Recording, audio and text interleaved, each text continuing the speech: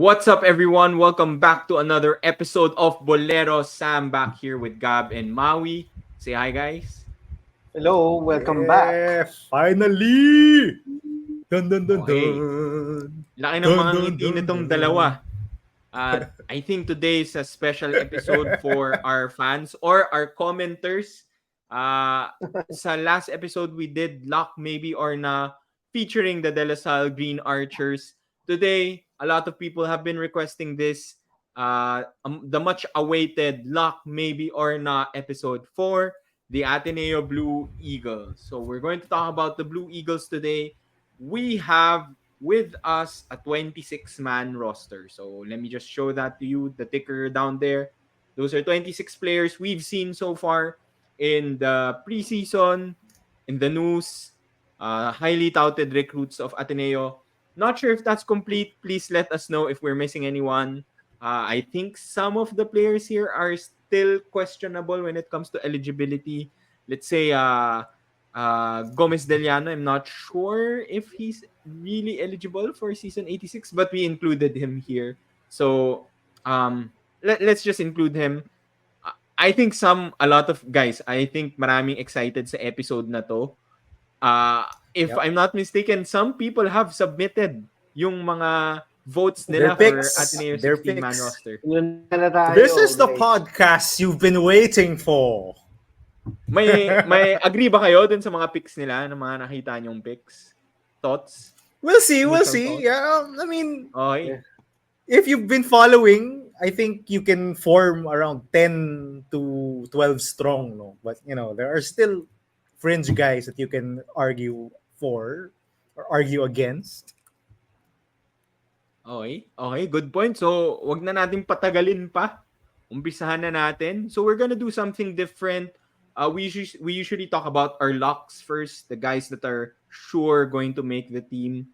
But this time I want to go through the players by position, and then I'll just ask like Maui, Gab, to pick one lock according to position. No? So let's start with Maui. Maui, who's your first lock for the big men? I think yung first lock natin has to be the best player of Ateneo so far in the preseason tournaments. It be Kai Balungay.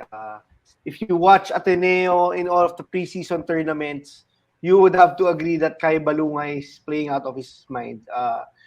He is definitely the first It's a lock. beast. He's scoring on all three levels, rebounding the ball a lot. I think he's I mentioned this to you guys, he's one of the MVP contenders for next season. And I think Maui siya yung pinaka-consistent na player so far. No? Naalala mo nung sabog pa yung Ateneo, he was the only consistent or decent player during those games. So he was the only guy in shape actually nung time na yun. So I agree. He has to be like the top lock. Gab, sino ang next lock mo sa big men? Or wala ka bang lock? Oh, of course I have a lock. Just go. Nasa standards nito eh. The heir apparent to Ange Kwame, Joseph Obasa, has to be a lock. I mean, it is only playing here. So for those who don't know, yes, Joseph Obasa is a one and done. So this is his only year playing for the Ateneo Blue Eagles. But yeah, I think Joseph Obasa is a lock. I think he's been impressive in some games. He does what you need him to do. I mean, I don't think he's spectacular by any means, but he's pretty solid. So I don't think he's as good as a guy like Malik Diouf, but you can see him battling for maybe the number 2 foreign student athlete with Omar John. Mm-hmm. But yeah, Joseph Obasa. I think Joseph Obasa is a lock to make this team. Okay, I agree with that, Maui. Ikaw ba may questions ka kay Joseph Obasa? Wala. We need Obasa Wala. definitely to match up We with the need foreign Obasa. student athlete. Tama. Okay, so I'll give in my lock. Maui's favorite, one of Ateneo's biggest recruits, Mason Amos. He has to be a lock. Also very dominant and really showed a great game so far sa preseason. No? His shooting is there. He can post up.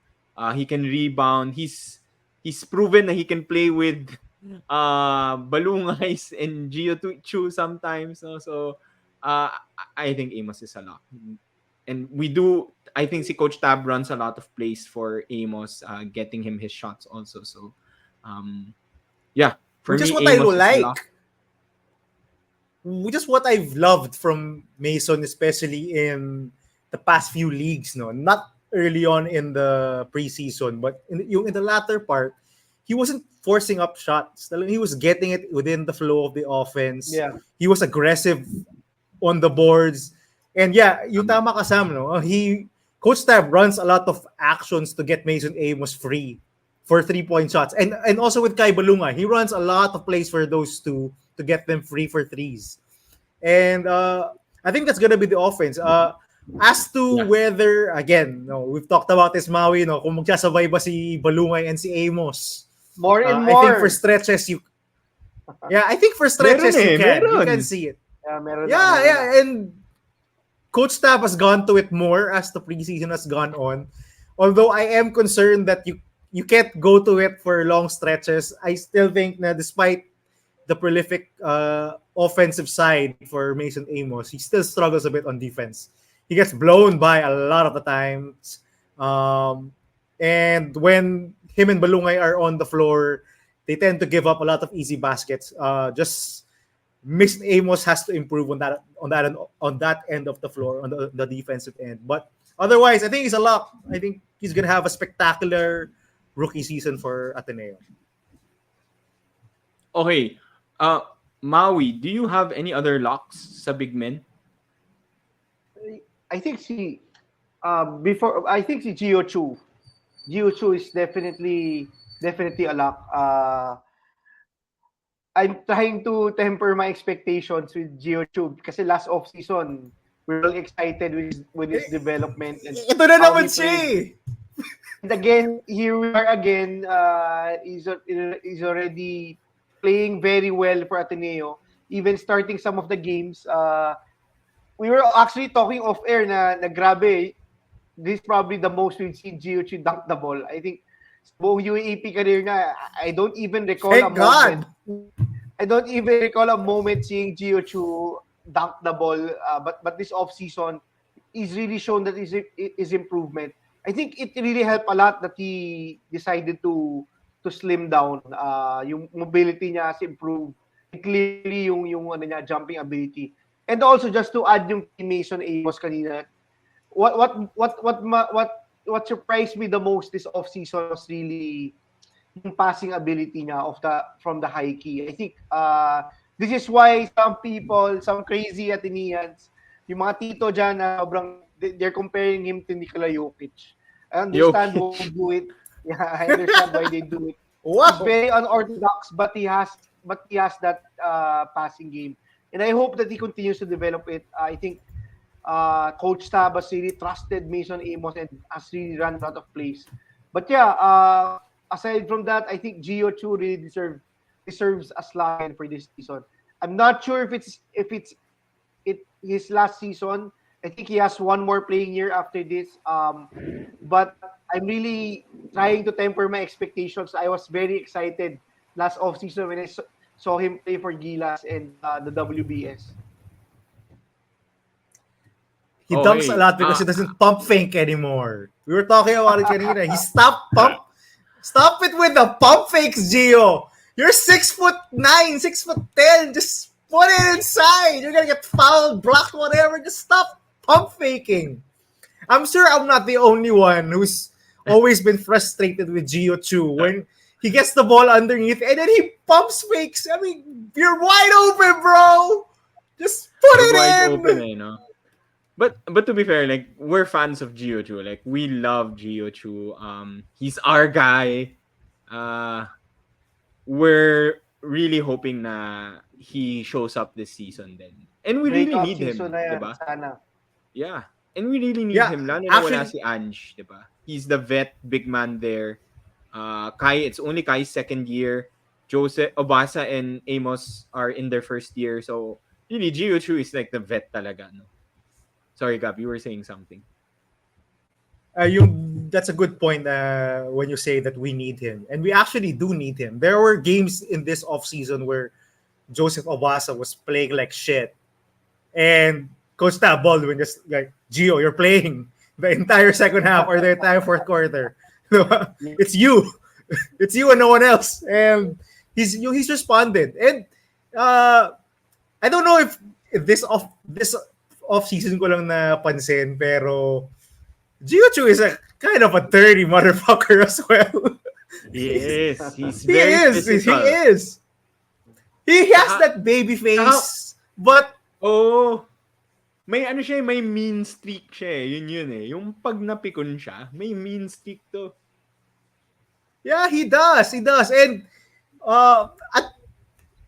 in past seasons, I thought he was just getting just the short end of the calls from the refs when he gets called for fouls and all that, so tick-attack fouls. But now I realize, no, he really means to do those things. He means to Nahuli put pa yan, elbows nahuli. into people.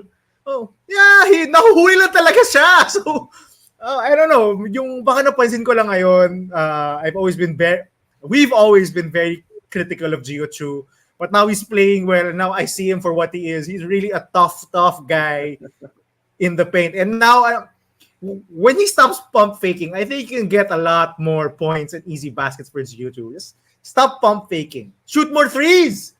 My God, shoot more threes, bro. You made one game 3. I think he's trying to get Big there. shot I yun, think big shot. nag-attempt na rin siya. Okay. I agree with Maui. Gio Chu is a lock for me. Gab, I think from what you're saying, Gio Chu is also a lock for you. Sa totoo lang, that's it for me. For my lock sa big men. Anybody else that you have Whoa, as a lock sa talaga? big men? Oh, ako yun lang. Yun lang muna. Gab, are we Yeah. missing someone? Nag-react ka eh. Ako may isa ako. I'm not Sino? sure if you would agree. Or Sino, I don't know if sino? you considered him a big man now, since he's now playing in the wings for some time. Josh Lazaro, I think, is a lock. I think Josh Lazaro is a lock. Yeah. Wing ko siya linagay. Yeah. Sorry. Sige, yeah, you please, big. Maui? Yeah, so I don't know. Para Yeah, sa I akin, think Josh Lazaro Definitely. is a lock. Definitely. Josh Lazaro always been favorite of Tab Baldwin just because of his defensive acumen. He will definitely make it. He has the experience. He's played in big moments. And if you actually saw yung news, I think he hit the game-winning shot dun sa tune-up game natin sa under-21 Japan. So definitely, Josh Lazaro is a throw-in. Hopefully, he develops more. I want him to be converted into more of a wing player than a big man. Right now, same as you guys, we're confused. Is he a big man, a front court player, or a wing player? But definitely, we're excited for Josh Lazaro. This guy is a very good guy. I hope he develops into a wing player so we can use him also sa Gilas. Yeah, I agree. So, I think na-confused tayo because he's very versatile. He's a highly versatile player. I had him as a wing, Gab had him as a big man. But definitely, Josh Lazaro, dude's a lock. Dude's a lock. Kahit na, naiinis ako minsan dahil marami siyang mga list gimmies. Pero Sam. I love that guy. I love that guy. Don't get me wrong. I love Josh Lazaro. High school pa lang. He's been teasing us in this off season. There are games where he shoots threes, and there are games where he just doesn't shoot it. Diba? I'm like, bro, have some consistency. I mean, if you're gonna shoot threes, shoot threes. If you're not gonna shoot threes, then don't. I don't know. He's shown that he has the skill. I mean, he's a very versatile player talaga. I just wish na he'll decide. I mean, decide what are you gonna be? Are you gonna be the third power forward, or are you gonna be a wing player and knockdown shooter? I don't know. He's teasing us. I still think he's gonna get some rotation minutes under Tab Baldwin. Tama si Maui. Coach Tab loves him. I still remember round 1 in season 85 against UP. He was the only guy who could defend Carl Tamayo. Kai Bulungay was getting eaten alive, and Josh Lazaro was the only guy who could lock him down. So I still think there's a spot on this roster for Josh Lazaro.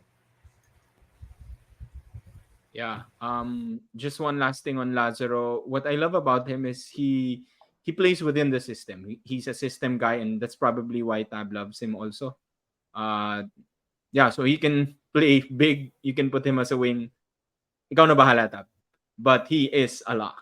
So speaking of wings, sorry, any other big man na you would consider big man? Baka lang we're mixing things up. May pahabol ka pa ba, Gab, Maui? Yeah, I think Okay, let's go to... na for now. Okay, agree tayo dyan. So far, how many locks do we have? 5. That's Yeah, five front court players. 5 front court players. 1/3 na tayo, guys. And may 26 players tayo sa Ateneo. So let's go to the wings. Gab. Sorry. Ako na pala.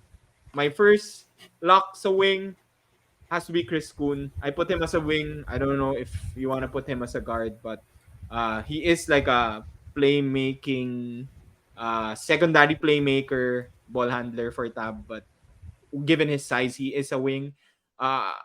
Also, the other veteran that's expected to be the star for the team this season, I think. Though, unlike Kai Balungay, admittedly, si Chris Kuhn parang on and off for me this season or during the preseason. I think early, he was out initially. He was injured. And then when he came back, that's when Ateneo started winning. He was hot. He was doing really well. Lately, not so. He's not doing so well, but I expect Chris Kuhn to bounce back soon. And I expect him to be one of the leaders of Ateneo this coming season 85. I'm sure wala kayong complaints. Yeah. Chris Kuhn Wala. is a lock. Definitely. Of course, Okay. he's a lock. It's no coincidence Ateneo started playing like a team when Chris Kuhn got into the picture. I think yung leadership and yung Agree. presence si Chris Kuhn is really a must for Ateneo. He is the captain. He's going to be the leader next season. I think he just has to shake off the rust from his off-season injuries. Okay, Maui. Next wing na lock for you. Yeah, you'd be surprised, but this is the next wing I prioritize right now. This is one of my favorite players from high school. I think he's been outplaying Chris Kuhn by a lot of season. I think it's Jason Credo. I think Jason Credo has played himself into the rotation. This is going to be his last year. Sa bagay, kabash sila Idelfonso. So I think Jason Credo has really played spectacularly this offseason. He's been a two-way player. He has playmaking. He can create his own shot. He has three-point shot. And I think yung size niya is very good for a shooting guard in the UAAP. So definitely si Jason Credo is another lock. It's so surprising, that to hear that this is his last year, and we've never haven't seen him play rotation minutes at all in college. This is like the first season he's gonna have rotation minutes. He's been derailed a lot by injuries and academics, and I really want to see a successful Jason Credo season. And tama si Maui, he's a lock also for me, and I'm sure for Sam also. He's also a lock. He's a playmaker. He's always been a playmaker since high school. He's a slasher. I think you will see him get clutch time minutes, and I hope everything goes well for Jason Credo. Another I think another guy that's been very consistent this entire preseason, other than Kai Balungay. So definitely a lock for me. Gab, who's your next lock? We definitely have to go with the captain, Sean Keteves. I think Sean Keteves is a lock. He's their defensive stopper. I think he played himself into this team with his play in Game 2 and Game 3 of the finals against UP last season. Just giving that defensive intensity, and it's pretty invaluable. You need a stopper, and Sean Keteves is a stopper. His offense leaves a lot to be desired, because he can't really shoot, And he can't really finish too. He can finish sometimes, but his finishing is very subpar as well. That's the area of his game he has to improve. He can hit shots, definitely, but as the captain, the defensive stopper, and the all-around biggest, most muscular guy, he has arms for days. And Sean Kiteves, he's a lock. Yeah, I You agree. keep on flexing, boy. I agree. Sean Kitevich is a lock. And I think with regards to shooting, I think he's really starting to improve this offseason. Not just a three-point shot, he's also been hitting some jumpers from the mid-range. And even doing some playmaking if you watch some of the games. Sean Kitevich has really hit a lot of crucial shots for Ateneo this offseason and hopefully can carry it on this coming season. Yeah, I think yung playmaking, sinabi mo, Maui. The shooting, he is trying to, tama ha, he's also trying to work on his shot. Sean Kiteves, he hit those two crucial free throws nung Game 3 nung finals. Sa akin, pucha, kung kaya mo i-shoot yung dalawang free throws na yun na sobrang crucial, pressure pack. Kaya nito mag-develop ng shot.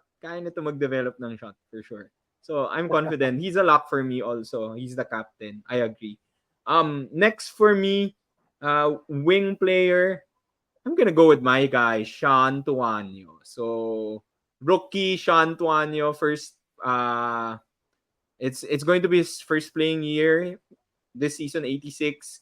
He's been getting a lot of minutes ngayong preseason. Just love his defense, his versatility, and his shooting stroke also. This guy can shoot threes, can drive, makes a lot of defensive plays. I think sometimes he brings down the ball pero medyo needs a bit more work sa ball handling pag nape-pressure siya. But I think this guy's a lock for me. I don't know. What do you guys think? Yeah, if you were to ask me, I would agree. I think Tuano's been a lock. If you've been watching Ateneo recent, Tuano has really been a very good source of energy. I think for me, yun yung main na dinadala ni Tuano. When he enters the floor, you can see a guy going after loose balls, driving, bringing down the ball, he's rebounding. I think that's one of his biggest strengths, yung motor. He's a wing player. He's built to be a wing player. He does everything. I think the future is bright for this kid. Gab, agree? I was on the fence about him, actually. Because I like another wing player who I think actually kasi si Sean Tuan, he has games where, he looks great. Pero there are times kasi he has blinders on na parang ang isip lang niya is to score. I mean, I think that's the way he was playing, back in high school. Kasi halata whenever he gets the ball, his mindset is to score. And medyo na-turn off ako sa kanya in some of the games. Because nga, I think he was forcing a lot of the action rather than playing within the system. He was focused on getting his own shot. And to be fair, he can get his own shot. Yung sabi nga ni Sam, there are plays where he missed the shot, but he's wide open. When he gets to his spot. So he knows how to get to his spot. He just can't hit his floaters or those short mid-range jumpers consistently. Put me down first for a maybe for Sean Tuanyo. I'm not locked in on him. I like another wing. Perhaps we'll talk about him better than Sean Tuanyo. Okay, sige. So yun yung first na hindi natin unanimous lock, no? So right now he is a lock kasi 2 against 1. Pero okay, we can go back to Sean Tuanyo just in case later medyo kulangin pa tayo. But right now he is a lock, but not unanimously. Maui, may lock ka pa ba sa wing na gusto mong sabihin? Yeah, I think I'm not sure if this is the guy that that Gab's mentioning, but I think si Andrew Bongo is definitely a lock. I like the way this guy plays. He can defend the 2, 3, and 4 slots. He's usually played with Mason Amos probably because of his length and activity. You see him get those crazy blocks from behind, like the way Terry Ravenna used to do it. And I'm very excited for this guy. After 2 or 3 seasons, Andrew Bongo is finally at Ateneo. Hopefully sticks. I think he is a lock just because of his position versatility and his defensive versatility. I think he's a very big wing player. I think he's listed at 6'5", 6'6", and it shows when you see him go against wing players. And I'm very excited for Andrew Ball. I think he's the prototypical forward that the national team needs in the future. I hope if he doesn't have a passport, he gets one or he gets FIBA clearance soon. I think this guy has a great future also. Oy, Okay. I agree. I agree with Maui. Oh, wait. Ako Iba, muna. I agree iba with si Gab. Maui. Iba si Gab eh. Iba. So actually, I agree with Celis. Maui. I have Bongo as a lock. And I think nasabi... Eto Gaba, ito yung argument ko for Bongo. If you think si Lazaro is a big man, para sa akin, mas big man yung katawan ni Bongo. And given that our lineup is mostly like medyo slowish big men, I kind of like Bongo because he can play the wing, or he can be like a slow big wing, or like a more agile big man. And that's what I like about him. And that's why I put him as a lock. Kasi parang siya lang yung, like, other than Lazaro, yeah, okay. But siya lang yung parang mas strong big man na agile for me dito sa team. That's why I have him as a lock. But I think, Gab, you also disagree. May reaction. No. Actually, I was gonna say I had Bongo as a lock, but he was not the guy I was referring to earlier when we were talking about Sean Tumayo. I have Bongo as a lock. I agree with what all of you are saying. The only siguro to nitpick Andrew Bongo's game, he shoots a lot of threes. I think he's designed in the tab ball with offense to shoot a lot of threes. There are times, however, he is just so Ugly. fucking terrible at shooting. He So he ugly. doesn't make any He of does them. not hit. He doesn't hit a lot of them. And but yeah, Tama. defensively within the offense, his height, he's a dream come true actually for Coach Tab. Actually, for any coach to have a guy, what, he's 6'4", 6'5", can handle, you can defend perimeter players. I think he's perfect for Tab Baldwin. I just wish nga lang that he can shoot better. Kasi, bro, just hit the rim.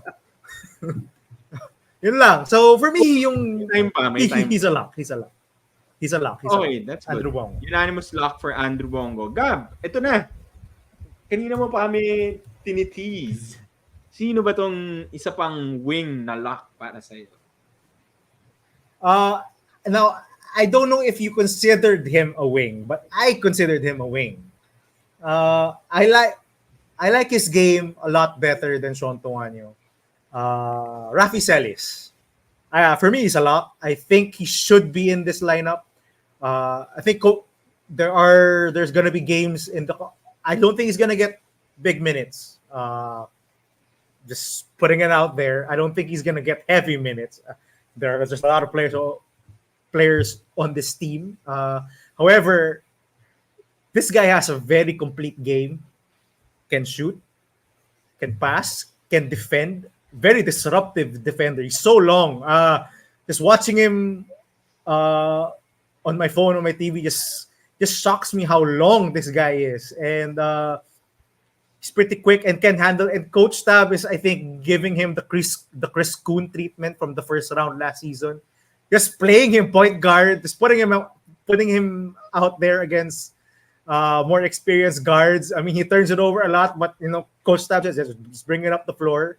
So I think he's trying to develop yung Rafi Celis into something like what Chris Kuhn has, a secondary playmaker, secondary ball handler. And I was impressed, especially in the latter part of the preseason, of the offseason.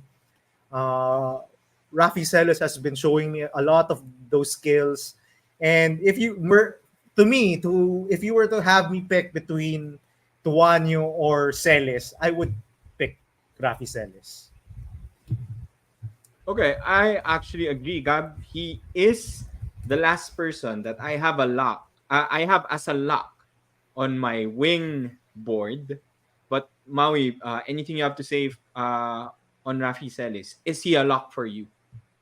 Yeah, I think Rafi Celis definitely is a player to watch out for in the coming seasons. I think he played power forward, I think, sa Ateneo Sacred Heart. But he has that intangibles to he has that skill to develop. He has to develop his playmaking, which is what Ateneo is doing with him right now. I think he will be a very good wing player in the future. He was actually people were actually very hyped when we got Rafi Celis. It was just really disastrous when he lost Jared Bahay. Why this got under the rug. But I think Rafi Celis is a good addition to Ateneo, and I think you know me, I love wing players. I love Rafi Celis also. I think he has a future. Definitely, he has to make the team. I think if he doesn't make the team, I'm not really surprised if he makes it season 87. But if you were to ask me, it's a lock for next season. Yeah, okay. Unanimous lock dun sa pick ni Gab. Let's Rafi go, Celis. bye! As I mentioned, siya actually yung Bisaya last siya lock ko sa wing. Meron ka pa ba, Maui? Or Gab? I think that's all for me. That's it. Right now sa That's sure it locks. for me. How many Okay. players do we have already? Baka wala We na have tayong point 11. guard malagay. All wing players na. We have may name. 11. 11 na. That includes Tuanyo, So we Gab. have- That includes Tuanyo. Yeah, that includes Tuanyo. That goes Sean So we have Tuanyo. 5 players to choose from. Okay, 5 players. Let's go to the guards. Sino na ba? Maui. Sino ang first lock mo sa guards? Yeah, I think this is going to be unanimous. I think Gab Gomez has to be a lock. If you watch Ateneo, they're stabilized. We need him! We need him. He's the only guard left from last season outside probably Paul Garcia. I think he is a lock. He operates in the role. He's a very steady playmaker. He doesn't force shots. He hits timely three-pointers. And I think he's going to be the starter for Ateneo next season. I think we need that stable point guard after we lost Sportsky. And I think Gab Gomez is very valuable to Ateneo next season. So he's a lock for me, definitely. I agree. Gab. Yeah, Gab Gomez has to be on this team. He cannot not be on this team. Agree. Yun, Basta Gab magaling no? Basta Gab. Yung basta Gab. Si Tokayo yan eh. But yeah, again, shooting is pretty important in today's game, especially in the Tab Baldwin offense. We saw early on in the preseason when they couldn't shoot, when they lacked shooting, they struggled. And now that they stabilized their lineup, quote unquote, and with Gab Gomez, I do have to disagree with Mao. I think we covered this in the past, that although Gab Gomez seems to be the heir apparent to start in place of Fortsky Padrigao, I do like Jared Brown in the starting lineup and Gab Gomez to remain as the backup point guard. But of course, it's either or. Yung Gab Gomez is still gonna get big minutes, I think. Yep. But I do like Jared Brown better in the starting 5. Lock him up. Just Jared Brown. Lock. Jared Brown. Lock. He's your pick for the lock. Jared Brown is also a lock. Yep. Definitely. yes. The most impressive player Jared from Brown. those players that I didn't know this offseason. Jared Brown has been a pleasant surprise. Thank you. Galing, no? And I think it contributes all that he's not young. Old. Yeah, he's old. He's pretty old. He's pretty old already. He has experience in the US already. And you can see he's a pretty steady point guard. I was impressed na he handled the LaSalle press so well. In the first game against LaSalle, when LaSalle blew us out, he was actually handling the press pretty well. He's pretty composed. His handle is pretty tight. I don't think you're going to steal the ball from him. And also, he shoots pretty well. And again, that's valuable for me. Defensively, he can be taken advantage of because he is pretty small. But offensively, I think he's a perfect fit along with wing players such as if you're going to start Sean Ketevis or Jason Credo. I think Jared Brown is the perfect fit beside those guys. And he's not just a shooter. He can also get his own shot. So I like Jared. I think he's a better scorer than Gab Gomez is. I think he has more moves. He has more counters. Diba? So I think he's better for that starting five. So yeah, Jared Brown is a lock. Lock him in. We need him too. Agree. Okay, my next lock at the guard position, LeBron Nieto. Sorry, hindi na ba LeBron? Ano nga pa? Ano ulit? Josh Nieto. Josh Nieto. Alam naman natin, basta may Nieto sa Ateneo, solid yun. But Josh Nieto, I think has proven himself. It wasn't a smooth start for him, I would say. Especially, I think, like, first or second game niya played against Evan Nele agad. Definitely not a smooth start for him, but I think he has become more comfortable in his role sa Ateneo the longer he's played, and I think his shooting alone can give him decent minutes dun sa team this coming season. So I think for me, Josh Nieto is a lock. Yeah. Maui? I think I would have to agree with you. Josh Nieto was probably the most improved player sa Ateneo one. I was skeptic at first, but he's a Nieto. Why do we doubt a Nieto? A Nieto in a blue Ateneo jersey is always going to be godsend. I think LeBron, Josh Nieto is a lot. His shooting, like Sammy said, will be very viable for it. Looks to shoot a lot of 3-pointers, as Tab Baldwin mentioned. I think the most underrated part of his game is yung pressure defense niya. This is probably overlooked because of his scoring also, but I like how LeBron Nieto defends the opposing guards. He forces a lot of turnovers if you want, and gets some of those steal blocks, yung strips when they blow past him. I'm very high now. I'm now very high on LeBron Nieto. I think he has a very good player also, much like his kuyas. I think this guy is amazing. And I'm happy because he's a true blue Atenean. Konti na lang ang true blue talaga sa team. But yeah, I think LeBron Nieto has played himself into the lineup, definitely. We were skeptical at first. I think he was probably one of the players I put in my knowledge if you asked me like a month or two ago. He's a lock for you now. Gap.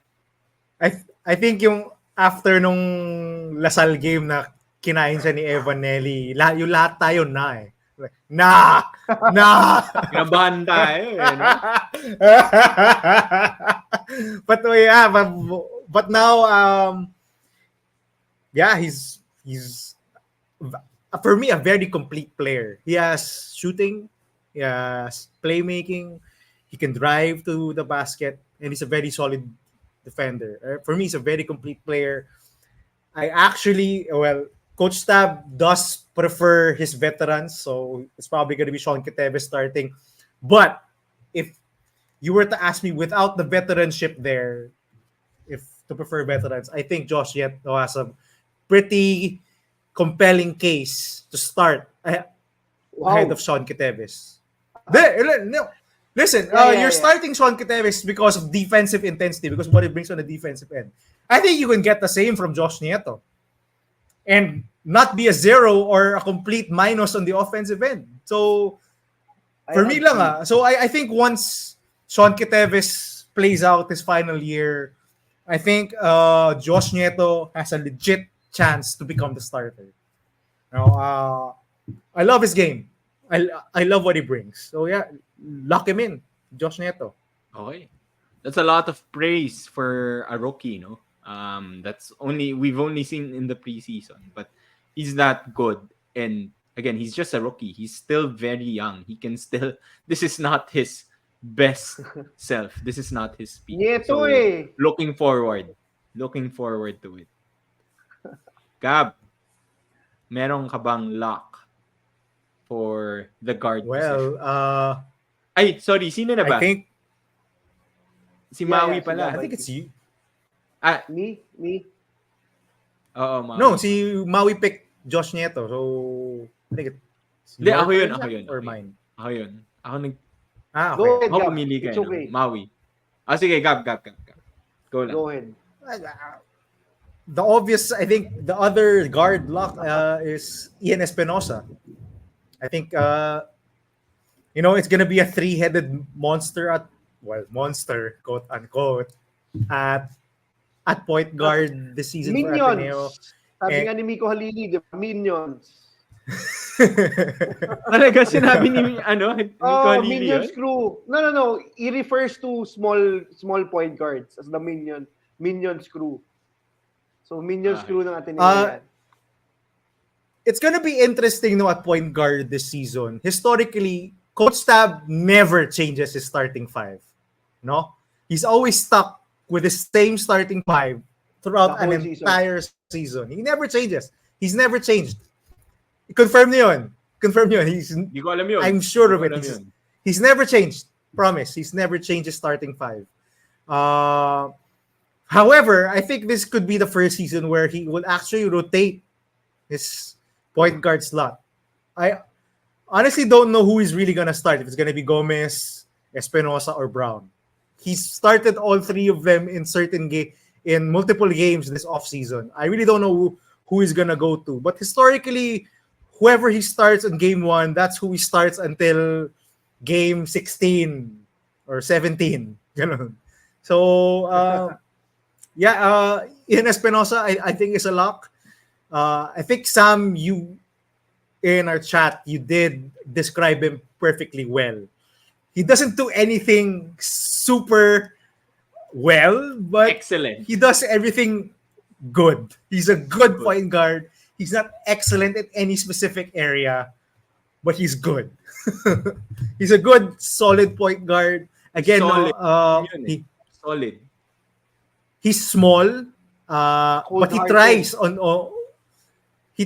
defense. He tries on defense, which I appreciate, no. But yun nga, against bigger, more experienced guard, a few days ago, Evanelli ate him alive, and there is just no way he's gonna be able to match up to guards like Evanelli. So I think that's why you have guys like Gomez and Sean Keteves there to take on those matchups. But yeah, Ian Espinosa, I think, is a lock. He's pretty solid, good point guard. I agree. He's a lock for me. Yun, that's the best way to describe him. He's solid. He's good. Maui. Yeah, I think everyone from the three-headed monster that Gab mentioned have really played well this offseason. And it's the reason why I've been preaching to everyone, not just you guys, not just you Gab and Sam, but all their fellow Ateneans, that I'm not really that scared with regards to Fortsky deciding not to play, just because we have a couple of really great point guards that will get better in. Remember last season, we didn't have a point guard, and then when we ended the season, Gab Gomez emerged. So these point guards can continue to improve throughout the season, and they've shown. When Ateneo started out sa Phil Oil, you really saw them struggle with the point slot. And right now we have a lot of options. So I think some of these guys will probably still improve this coming season. But yeah, definitely si Espinosa is a lock. This guy also came from Ateneo High School, played in Batang Gilas. He's feisty, but yeah, I think he has limitations with regards to certain matchups like Evanelli. when Evanelli ate him alive during the Kadayawan finals. We have Yeah. one slot left. We have one slot left. Ang hirap We nito, di locked too ba? many players in. So, that's my question. Meron pa ba kayong lock? Kasi ako wala na. Yun na yung locks ko. Meron pa ba Well, kayong I gusto think yung argue na lock? Wala. I didn't have any more locks. I think wala na rin. Wala na. Okay. So, we need to decide on that one last player. And let's go through the list. Let's just go through the list, ha? Kobe Demisana. Na Nah. develop muna Na. yung Team B. I think that would be best for him also. Agree. A developing year for him, yeah. More training, a lot more experience in Team B, I think could do him a lot of good. But also the signs are there from the offseason. He has been playing a lot with the main core guys. So I think Coach Tab is setting him up to play in Team B. So you put me down, it's a for Kobe Demisana. Okay, unanimous na. But this is not a knock on Kobe Demisana. This is like, baka mag-react yung mga tao. This is not a knock on him. He's really good. He could potentially be like a starter for Ateneo the following season. But for season 86, feel namin hindi muna. Sorry, Gab. Developmental year muna, I think. No, I was saying, if this is Gio Chu's last year, there is a wide open slot at center. And Joseph Obasa is also in his last year. So there's going to be a lot of... There's going to be roster spots open for Kobe Demisana. Although I do like what I see. I do like what I see. I'm going to give him that. He has a very good touch. A better touch than any of the big men I've seen so far in Ateneo. One of the big centers. No, he has a very good touch. Okay. Next. Albert Opeña. Yeah, I think we haven't seen him not that much. I think sa Pinay Liga lang talaga siya na-showcase.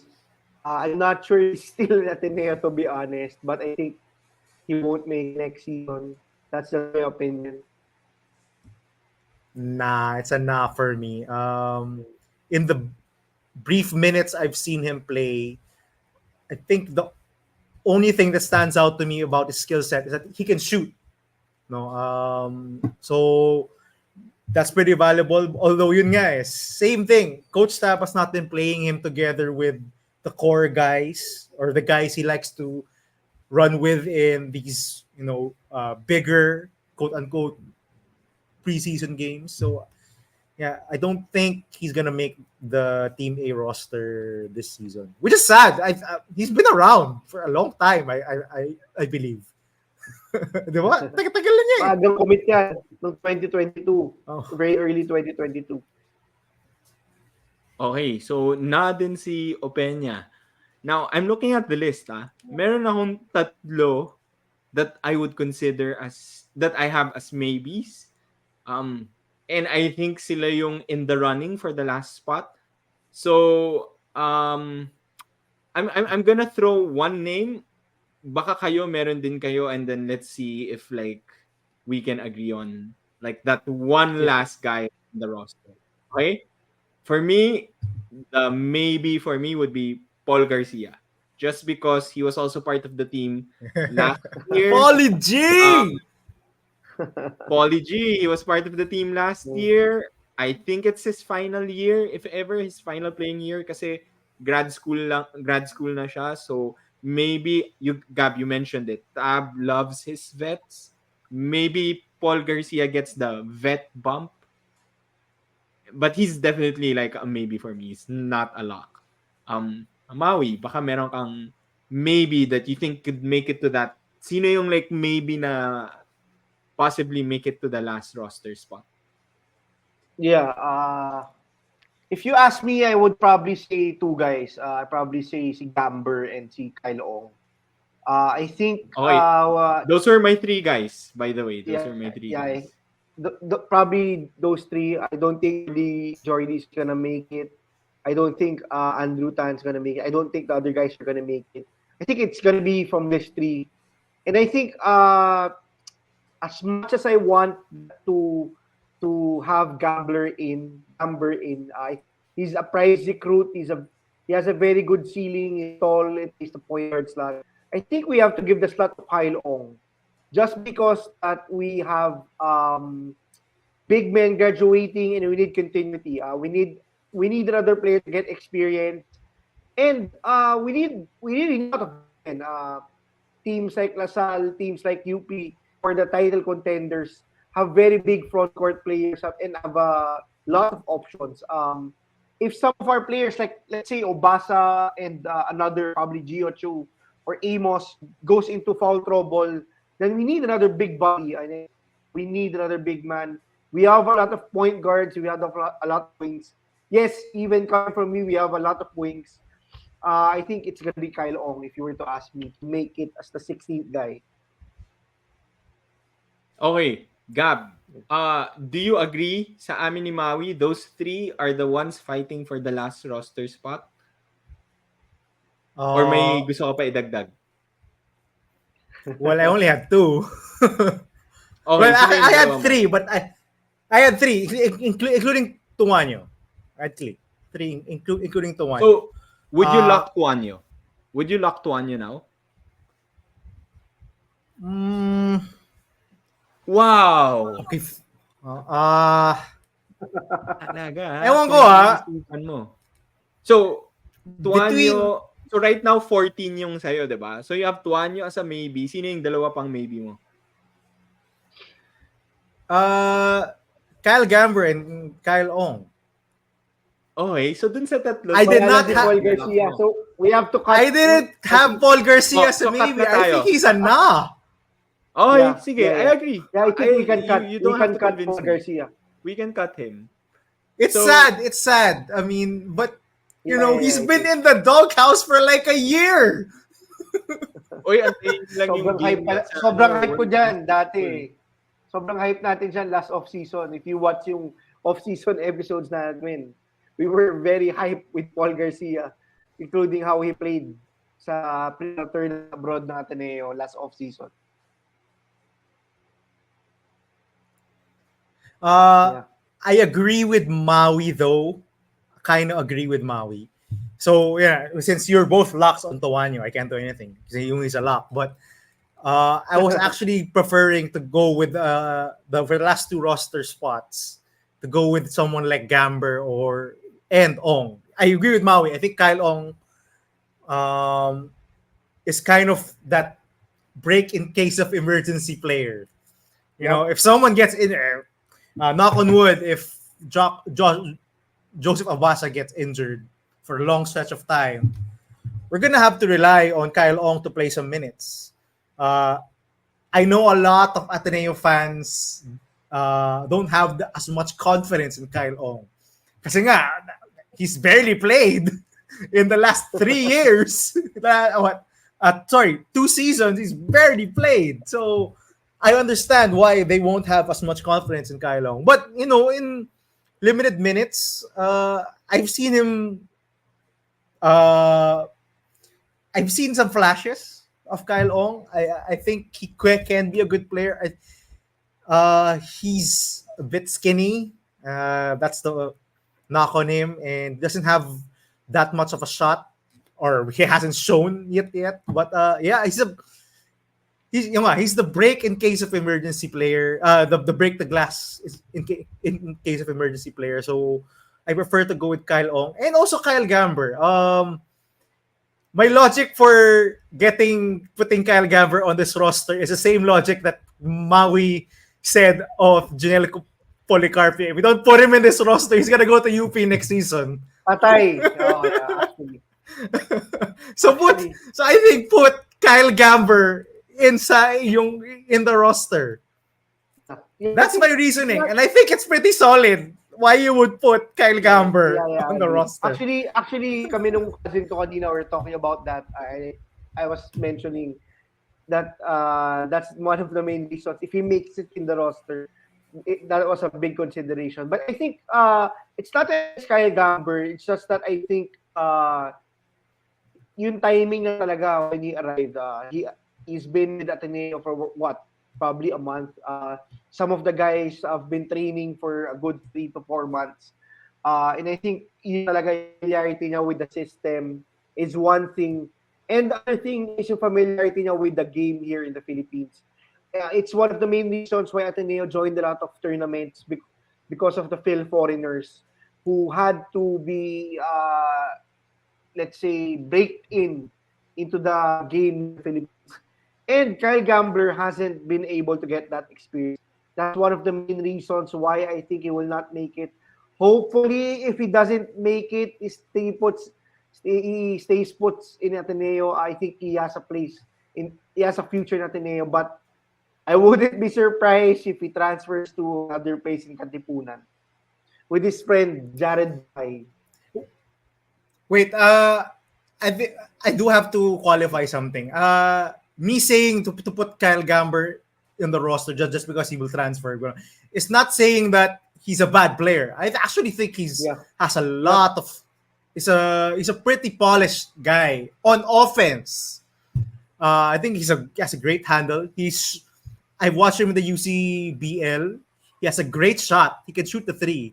He can penetrate. Although yun nga, he still struggles with the physicality a bit. Yeah. It's on defense where I don't like. It's on defense where I don't like what I see. He's not as aggressive on defense as the other guards on this roster. And he is a guard. I think you both can agree. He is a guard. Yeah, point guard, shooting guard. He's big. He's tall, but he plays. Yeah, he plays a guard. But if you compare the way sina Brown, Espinosa, Gomez, Nieto, Kiteves when he does slide to the guard spot, how they play defense, it's a far cry. Kyle Gamber, when he gets beat, he tends to stand around, doesn't try to get back. He doesn't have that aggression yet. Yun lang yung only knock ko on Kyle Gamber so far from what I've seen. But man, he's been here 1 to 2 months pa lang. But for me, he should be in the roster. That's it for me. So for Maui, I think he's I don't know Maui, maybe or not. Wait, who are you? No, Kyle Ong or Gamber? I'm choosing Kyle Ong, definitely. Which Kyle? Just because of that, Kyle Ong, because of which Kyle? Yeah, definitely. Kyle Ong, the big man. We need another big man, just as an emergency. And someone to develop as a potential player. If it is Gio Chu's last year, and definitely it's Obasa's last year. So we need to develop another guy. I mean, just for continuity also. Well, yeah, ako si Kyle Ong ako. I'm Kyle Ong. Same. Although I do have Gamber over Tuanyo. So, but you guys have Tuanyo over, so... Okay. Yeah, I think either Kyle will do it. Yun yung question, no? Ano mas kalano? Big man or point guard? I'm gonna swerve. I'm gonna go Kyle Gamber. Ayoko siya umalis ng Ateneo. Yun lang yung reason. I think Kyle Gamber also has maybe the higher ceiling. Versus Kyle Ong. So I'll pick Gamber, but since the two of you pick Kyle Ong, then we'll have Kyle Ong as a lock. So just to recap, pretty much everyone on the team, we all agreed were unanimous locks. That's Obasa, Balungay, Amos, Chu, Kun, Credo, Kiteves, Lazarus, Celis, Bongo, Brown, Espinosa, Nieto, and Gab Gomez. And then we had the last two positions. 2 out of 3 said they were locks. Another person said maybe that's Sean Tuanyo and Kyle Ong. And I think the other guy that we considered was Kyle Gamber. So 17 players for us are... And Paul Garcia. You considered Paul Garcia. Yes. Both of you. I considered Paul Garcia. So let's say 18. Let's shout out some Paulie G love here. Paulie G. Let's go.